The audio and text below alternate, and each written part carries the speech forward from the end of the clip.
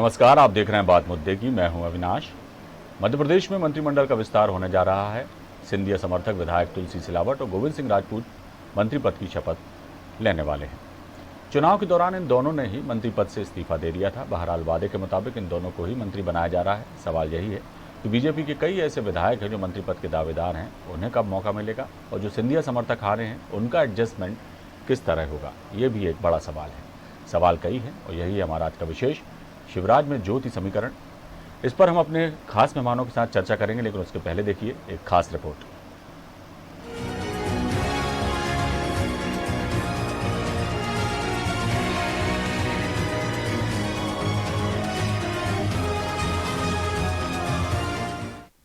शिवराज मंत्रिमंडल का विस्तार। खत्म हुआ मंत्रिमंडल के विस्तार का इंतजार। जल्द शिवराज टीम में शामिल होंगे दो मंत्री। तुलसी सिलावट और गोविंद सिंह राजपूत लेंगे शपथ। 3 जनवरी को राजभवन में शपथ ग्रहण। आखिरकार शिवराज कैबिनेट के विस्तार का दिन तय हो गया है। शिवराज की टीम में 2 मंत्री शामिल किए जा रहे हैं। शपथ ग्रहण कार्यक्रम 3 जनवरी को दोपहर 12:30 बजे राजभवन में होगा। मंत्रिमंडल विस्तार की सूचना मंत्रालय से राजभवन भेजी गई है। इसकी पुष्टि राजभवन ने कर दी है। कैबिनेट विस्तार में सांसद ज्योतिरादित्य सिंधिया के समर्थक तुलसी सिलावट और गोविंद सिंह राजपूत मंत्री पद की शपथ लेंगे। वहीं मध्य प्रदेश के मुख्य न्यायाधीश मोहम्मद रफीक का शपथ ग्रहण समारोह भी राजभवन में दोपहर 2 बजे होगा। शिवराज मंत्रिमंडल में 29 मंत्री हैं। 2 विधायकों की शपथ के बाद संख्या होगी 31। 4 मंत्री और बनाए जा सकते हैं। मंत्रिमंडल में 35 सदस्य ही हो सकते हैं, जिनमें मुख्यमंत्री भी शामिल हैं। ऐसे में बीजेपी के वरिष्ठ विधायकों की भी नजरें मंत्री पद पर हैं। उपचुनाव में 3 मंत्री अदल सिंह कंसाना, इमरती देवी और गिरिराज दंडोतिया चुनाव हार गए थे, जिसकी वजह से उन्हें अपने मंत्री पद से इस्तीफा देना पड़ा था। अब इनको निगम मंडलों में जगह दी जाती है, ये बड़ा सवाल है। तो वहीं सिंधिया खेमे से गए 3 पदों में अन्य विधायकों को जगह दी जाती है या फिर बीजेपी के वरिष्ठ विधायकों को जगह मिलती है, यह आने वाला वक्त ही बताएगा। फिलहाल 2 विधायकों के मंत्रिमंडल में शामिल होने के बाद फिर से मंत्रिमंडल का विस्तार होगा और 4 विधायकों को फिर से शपथ दिलाई जाएगी। News world desk.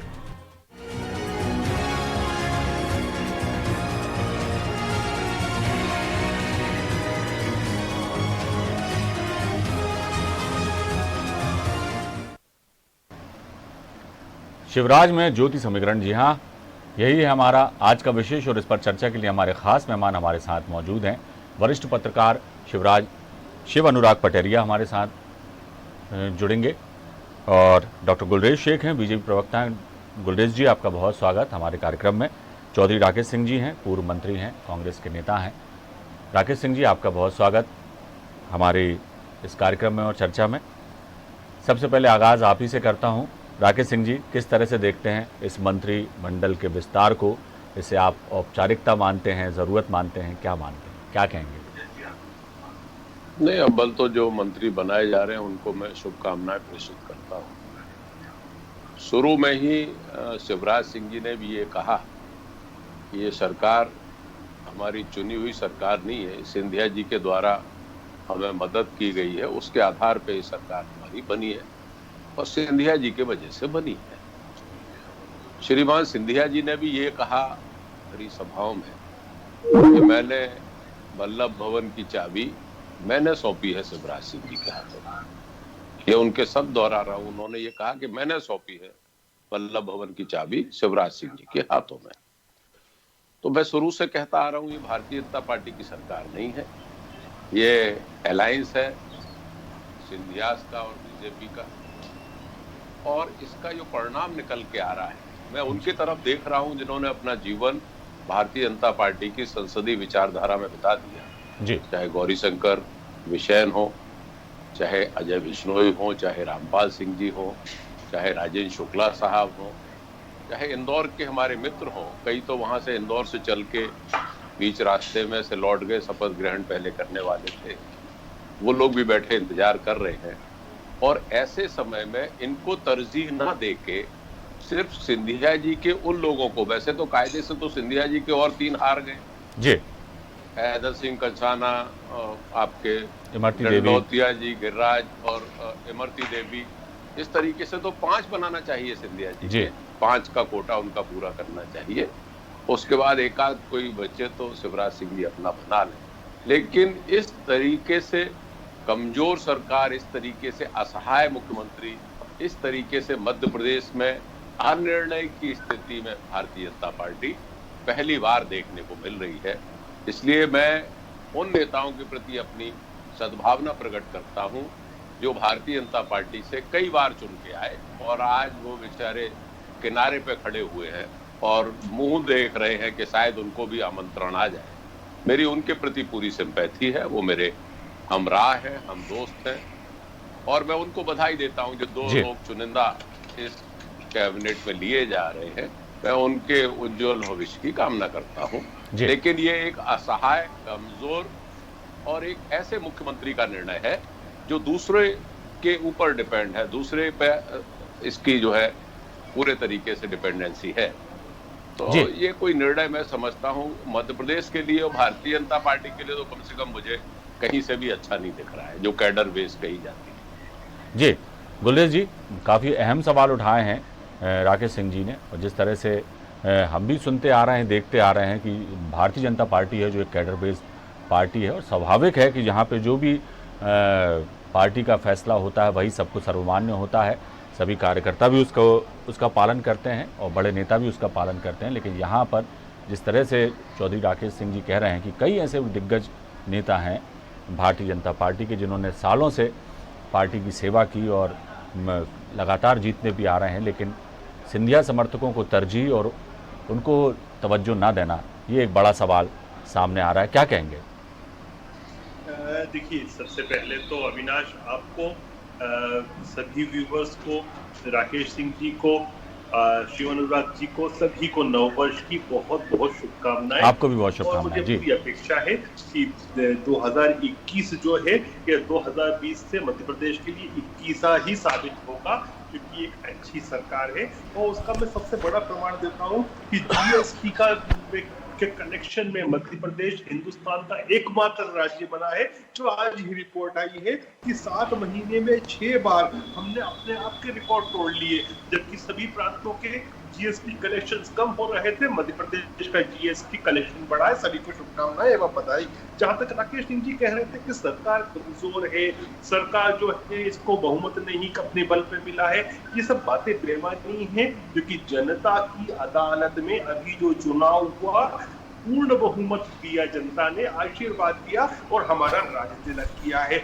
जहां तक है हमारे दोनों कार्यकर्ताओं का जिनका आप नाम ले रहे हैं कि शपथ लेके मंत्री बनेंगे, तो टेक्निकली आप ये बात कीजिए कि टेक्निकल बेसिस पर ही इनको मंत्री पद त्यागना पड़ा था। तो ये लोग तो ऑलरेडी मंत्री थे, ये कांग्रेस सरकार में भी थे और जिस सरकार को गिराया था मध्य प्रदेश के लिए इन्होंने त्याग किया था और त्याग करके हमारे पास आए थे। एक भ्रष्ट सरकार को, एक अनैतिक सरकार को, एक अकर्मण्य सरकार को गिराकर ये हमारे पास आए थे और हमारी सरकार में भी मिनिस्टर्स थे, लेकिन टेक्निकल कारणवश इनको मंत्री पद त्यागना पड़ा था और वापस चुनाव जीते हैं, वापस मंत्री बनेंगे, उसमें कोई बड़ी बात नहीं है। लेकिन जब कांग्रेस बात करती है कि हमारे वरिष्ठ नेताओं को अवसर नहीं मिला और ये और इस प्रकार की बातें कर रहे हैं, तो मैं हमारे राकेश सिंह, लेकिन गुलरेज जी टेक्निकल बात जो कह रहे हैं आप जी, जब बिसाहूलाल जी को अवसर नहीं मिल रहा था, इंदर सिंह कंसाना जी गुलरेज जी रहा था, यहाँ तक कि राहुल गांधी के पास जब बिसाहूलाल जी गए थे तो राहुल गांधी ने उनको कहा था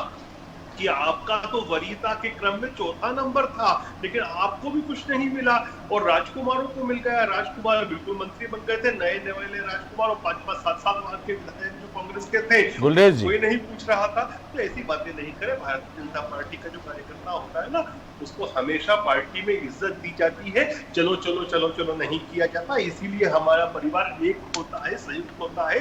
देखिए, आप एक निश्चित संख्या से मिनिस्टर्स नहीं बना सकते, लेकिन संगठन में वरीयता दी जाती है, संगठन में इज्जत दी जाती है, इसीलिए हमारा कार्यकर्ता हमारे साथ रहता है, शिकायत नहीं करता है।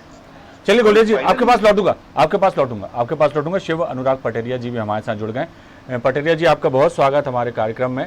ये चर्चा आपने सुनी होगी, जैसा चौधरी राकेश सिंह जी कह रहे थे कि उन्होंने बधाई भी दी है जो नए एक बार फिर जो मंत्री पद की शपथ लेने जा रहे हैं तुलसी सिलावट और गोविंद सिंह राजपूत।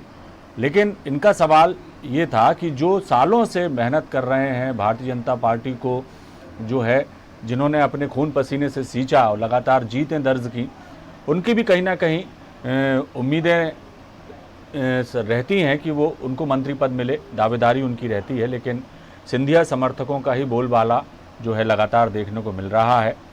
और इसको लेकर गुलरेज जी का भी कहना है कि हमारी पार्टी जो है कैडर बेस्ड पार्टी है, जो भी फैसला होता पार्टी करती, कार्यकर्ता को जो है पार्टी का फैसला मान्य होता है। लेकिन मौजूदा स्थिति में जिस तरह के समीकरण बनते बिगड़ते दिखाई दे रहे हैं, उसको लेकर आप क्या कहेंगे? जी, आपको आवाज सुनाई दे रही है पटेरिया जी मेरी? जी, अब आपकी आवाज मिल रही है। सवाल दोहराएंगे?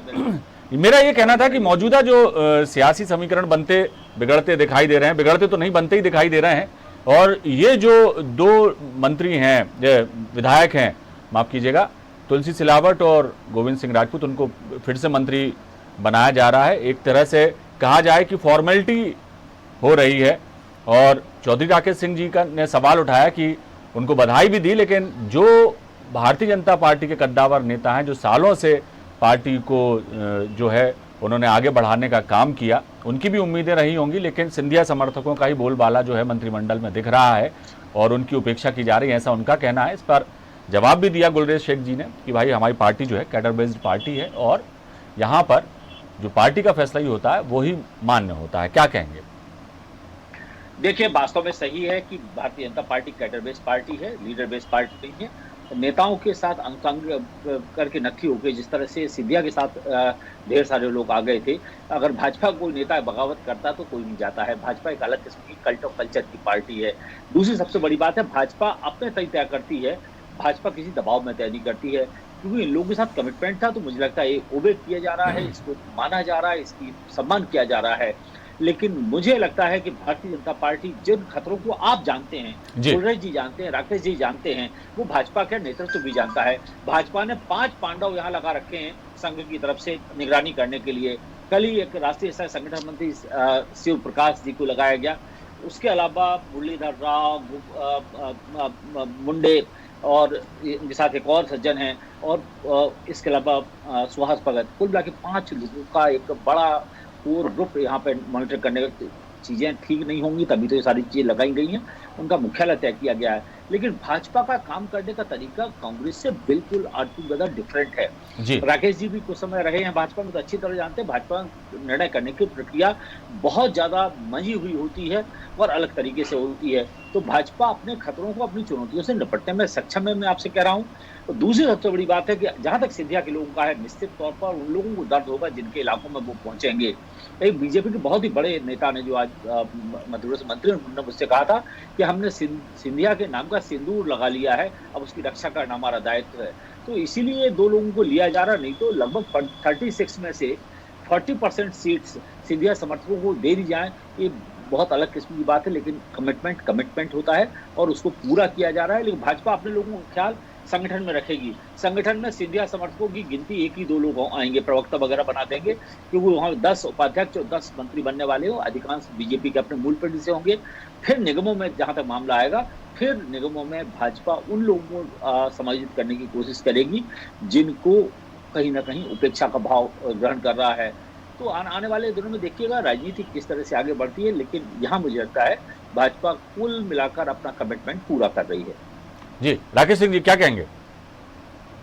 नहीं, शिवनराग पटेरिया साहब बहुत ही जानकार और वरिष्ठ पत्रकार, और वो बड़ी पैनी नजर रखते हैं हमेशा राजनीतिक घटनाक्रम पर। मैं फिर इस बात को कह रहा हूं जिसको उन्होंने कहा है कि Bharatiya Janata party cadre based party है और यहाँ पे कोई विद्रोह नहीं कर सकता। मैं शुरू से देखता आ रहा हूँ, जब से मैंने राजनीति शुरू की है, छात्र राजनीति से, भारतीय जनता पार्टी और जनसंघ में कोई आदमी बाहर निकलने की हिम्मत नहीं कर पाता है, क्योंकि उसका कोई वजूद बाहर वजूद नहीं रहता है। और जो बगावत करके जाता है उसको मैंने देखा है कि बहुत से ऐसे लोग, चाहे राष्ट्रीय स्तर पे हों चाहे प्रदेश स्तर पे हों, शिवनराग भाई साहब इस बात की ताकीद करेंगे कि कहाँ हिम्मत कोठारी, विक्रम वर्मा, गौरीशंकर सेजवार, कैलाश चावला, ये कोई ऐसी टीम हुआ करती थी, ये सब अलाइव है, लेकिन ये दरकिनार कर दिए गए मध्य प्रदेश की राजनीति से। और जो दूसरा चरण है, दूसरा जो फेस है, जो हमारी उम्र का है, जिसमें मैं नाम ले रहा हूं आपको कि भाई रामपाल सिंह जी, भाई गौरीशंकर बिसेन साहब, भाई अजय बिश्नोई साहब, राजीव शुक्ला जी, भले ही मुझसे जूनियर रहे हो, लेकिन वरिष्ठता क्रम में ये बहुत आगे आ गए और 2 साल आपने बिता दिए उनको किनारे पे बिठा के। मैं गुरसेव जी अगर कह रहे हैं तो मैं ये कहना चाहता हूं, मैं उनके प्रति अपनी सद्भावना प्रकट करता हूं। और अगर पटेरिया जी के शब्दों में कहें कि वो वरिष्ठ उपाध्यक्ष बन जाए, वो वरिष्ठ महामंत्री बन जाए संगठन में, लेकिन उनकी जो मंसूबे हैं वो इस चुनी हुई सरकार में मंत्री पद पाने के थे और वो लायक है, डिजर्व करते हैं। अगर क्षेत्रीयता के हिसाब से भी देखें तो महाकौशल और बिंद आज आपका सूना पड़ा हुआ है, आपको उनको तरजीह देना चाहिए थी। लेकिन फिर मैं वही बात कह रहा हूँ, एक इंदौर के तो हमारे मित्र एमएलए साहब थे, उनको एक बार वापस लौट के जाना पड़ा था, पहले बुला लिया था और फिर रास्ते से वापस कर दिया था। कई चीजें ऐसी हैं कि मध्य प्रदेश में लोग समझ रहे हैं और ये सरकार बैसाखियों की सरकार है। इस सरकार को सिंधिया जी की बैसाखी लगी हुई है और मैं समझता हूँ ये जो शब्द जो चुना था आदरणीय मोदी जी ने, वो इसमें सही लागू होता है। ये दिव्यांगों की सरकार है, इसलिए मैं इनको शुभकामनाएं देता हूं, लेकिन ये स्थायी सरकार नहीं है। क्या कहेंगे गोलरेज जी? नहीं, देखिए, सरकार का इकबाल होता है तो सरकारें जो होती है वो स्थायी होती है। सरकारें चलती अपने इकबाल से, नंबर से भी नहीं चलती। और अभी तो हमारे पास नंबर्स भी है और इकबाल भी है। मैं कैसे बताऊंगा ये चीज, आप इस बात पे एनालाइज करें और पटेरिया जी बताएंगे। तो केंद्र में यूपीए की सरकार थी, यूपीए द्वितीय सरकार मनमोहन सिंह जी की, उसके पास नंबर्स थे, नंबर गणित में बिल्कुल सही थी। लेकिन सन 2012 से जैसे ही उसने अपना इकबाल खोया था, उस सरकार की क्या स्थिति हो गई थी? फुटबॉल बन चुकी थी। तो सरकारें चलती नंबर के साथ अपने इकबाल से, और सौभाग्यवश इस सरकार के पास इकबाल भी है और संख्या भी है। जहां तक बात है हमारे वरिष्ठ राकेश जी ने कही कि विंध्य क्षेत्र भी है, दूसरे क्षेत्र भी है, हर क्षेत्र है और हर क्षेत्र को प्रतिनिधित्व मिलना चाहिए, वह क्षेत्र चाहता भी है। लेकिन आप ये भी याद रखिए कि हमारे जो विधायक उन क्षेत्रों के हैं, वे भी ये जानते हैं कि कमलनाथ जी के समय तो सुनवाई भी नहीं होती थी, क्षेत्र के लिए पैसे का भी अलॉटमेंट नहीं होता था। यहाँ तक कांग्रेस के ही विधायक जो छोड़ के आए, वे कहने लगे थे कि उनके क्षेत्रों में भी पैसा नहीं जाता है, मुख्यमंत्री कभी चाहते भी नहीं है। अभी उपचुनाव जब हुआ था ग्वालियर में, उससे पहले अपने पूर्ण कार्यकाल में मुख्यमंत्री ने झटका भी नहीं था ग्वालियर क्षेत्र में जाकर। तो आप ये समझिए कि वो आज जनप्रतिनिधि भी ये समझता है कि मंत्री बनना नहीं बनना अलग चीज है, लेकिन रूलिंग पार्टी के अंदर रहकर अपने क्षेत्र का काम करवाना, अपने क्षेत्र में राशि लेकर आना और अपने क्षेत्रों को प्रतिनिधित्व दिलवाना अन्य तरीकों से भी, जो कि पॉसिबल होता है सरकार में, वह बहुत अच्छा है बनिस्बत एक अकर्मण्य सरकार जब थी उसके कंपैरिजन में। चलिए पटेरिया जी, आपसे एक सवाल और मैं पूछना चाहूँगा। जैसा आप कह रहे थे कि पहले आपने कहा कि कैडर बेस्ड पार्टी है और जिस तरह से उनकी सोच होती है, जिस तरह के फैसले उसमें लिए जाते हैं, बहुत अलग तरीके से फैसले लिए जाते हैं। लेकिन एक सवाल अभी भी अनुत्तरित है कि जो लोग जीत कर आए उनको तो वादे के मुताबिक मंत्री पद वापस दिया जा रहा है, लेकिन जो लोग जीत के नहीं आए, जो हार गए, एक तो वो लोग और दूसरा उनके जो समर्थक कांग्रेस छोड़कर बीजेपी में आए, वो एक बड़ा सा हुजूम। इन तमाम लोगों को भी एडजस्ट करना, उनको काम देना, बीजेपी के तौर तरीकों से उन्हें अवगत करा के संगठन में किस तरह से जगह दी जाएगी, एक ये भी बड़ा सवाल है। तो किस तरह से ये होगा एडजस्टमेंट और कैसा एडजस्टमेंट देखने को मिलेगा आने वाले समय में, मैं ये आपसे जानना चाहूँगा। जी देखिए, जिस तरह से एक नई लड़की किसी घर में वधू बन के आती है, उस तरह से का स्वागत किया गया है। तो कांग्रेस से लोग आए हैं, उनकी उसका स्वागत होता है, पांव पखारे जाते हैं, लक्ष्मी के तौर पर वो स्थापित किया जाता है। तो वो सब कुछ हो रहा है, लेकिन जब हार्ड रियलिटी से वाकिफ होंगी सारी चीज़ें, तो आने वालों को भी थोड़ी जानकारियां हो जाएंगी। सबसे बड़ी बात है कि बड़े कमिटमेंट पूरे हो रहे हैं। अब संगठन में कहीं ना कहीं समायोजन होगा। निगम मंडलों में तकरीबन 2000 पद हैं, अध्यक्ष उपाध्यक्ष के 100-200 पद हैं करीब, और करीब 2500 संचालक मंडल के सदस्य हैं। इनमें कहीं ना कहीं उनको एक्मोडेट किया जाएगा। जिस तरह से अगर सिंधिया समर्थकों ने माना कि अब उनका ये अंतिम मुकाम है, तो त्रिवेणी की धारा की तरह वो समायोजित हो जाएंगे। बाद में कुछ दिनों बाद जब ये गंगा यमुना जी मिलती हैं, थोड़ी दूर बाद जाके अलग अलग जल दिखता है, लेकिन बाद में एक जैसा हो जाता है। तो सिंधिया समर्थकों को भी झुकना पड़ेगा, भाजपा को भी एकोमोडेट करना पड़ेगा। मुझे लगता है कि 3 जो आने वाले समय है इसमें भाजपा को बहुत से समझौते करना पड़ेंगे, सिंधिया के दबाव का सामना करना पड़ेगा। राकेश जी की बात को पूरी तौर पर एंडोर्स करता हूं कि सिंधिया के समर्थन से बनी शिवराज सरकार, इस तरह से कहिए, शिवराज सरकार नहीं है, सिंधिया के समर्थन से प्राप्त सरकार है, तो सिंधिया जी तो उसका मुआवजा जरूर वसूलेंगे। वो मुआवजा वसूलने में बहुत सिद्धहस्त व्यक्ति है। चलिए, बिल्कुल सही कहा आपने। आने एक तो सियासत है, सत्ता प्राप्ति के लिए कुछ ना कुछ उपक्रम किए जाते हैं, तो वैसे किए भी गए और अब सरकार एक बार फिर बीजेपी की है। अब किस तरह से रहा सवाल सिंधिया समर्थकों को एडजस्ट करने का, उनके तमाम नेताओं को एडजस्ट करने का, वो आने वाले समय में किस तरह से एडजस्ट किए जाते हैं देखा जाएगा। लेकिन फ़िलहाल सरकार एक बेहतर तरीके से काम करे, जन कल्याणकारी कामों को आगे बढ़ाए और विकास के पथ पर आगे बढ़ाने का मध्य प्रदेश को जो सपना देखा है सरकार ने और जिस तरह की बातें की जाती हैं, वो तमाम चीज़ें भी अब हों तो ज़्यादा बेहतर है। राजनीति जितनी होना थी हो गई और जितनी आगे होना है वो भी होगी, लेकिन अब सब सर्वोपरि ये है कि मध्य प्रदेश का हर हाल में जो विकास का सपना दिखाने की बात सरकार कर रही है वो उस वादे को पूरा करे। राकेश सिंह जी, बहुत बहुत शुक्रिया हमसे चर्चा में हिस्सा लेने के लिए। गुलरेज जी, आपका भी बहुत शुक्रिया। शिव अनुराग पटेरिया जी, आपका भी बहुत बहुत शुक्रिया। तो चर्चा को हम समाप्त करेंगे क्योंकि समय हमारा समाप्त हो रहा है चर्चा का। तो शिवराज में ज्योति समीकरण जो हैं वो दिखाई दे रहे हैं। कल शपथ ग्रहण समारोह है, 2 मंत्री शपथ लेंगे। आने वाले दिनों में और किसको क्या कुछ मिलता है ये देखने वाली बात होगी। फिलहाल दीजिए इजाज़त, बने रहिए आप हमारे साथ। न्यूज़ वर्ल्ड पर खबरों का सिलसिला लगातार जारी है।